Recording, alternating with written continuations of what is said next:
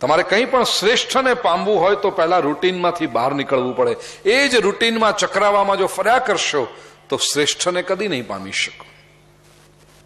પશ્ચિમના એક વિચારકે બહુ સરસ કહ્યું છે, if you keep doing what you have always bin doing, then you will keep receiving what you have always been receiving. તમે જે કરો છો એનું એ જ ફરી ફરી ફરી ફરીને કરતા રહેશો તો તમે જે મેળવો છો એ જ ફરી ફરી ફરીને મેળવતા રહેશો. One definition of insanity is to do the same thing and expect different results. ये तो पागलपन है. જે કરીએ છીએ એ જ કરતા રહીએ અને કંઈક જુદા પરિણામની અપેક્ષા રાખીએ, આ તો ગાંડપણ કહેવાય.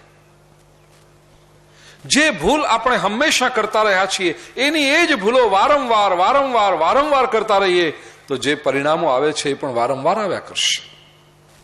તમારે જો જીવનનો માર્ગ બદલવો હોય, જીવનની ગતિ બદલવી હોય, જીવનની દિશા બદલવી હોય તો થોડુંક તમે જે ભૂતકાળમાં કરતા રહ્યા છો એને બદલી નાખો.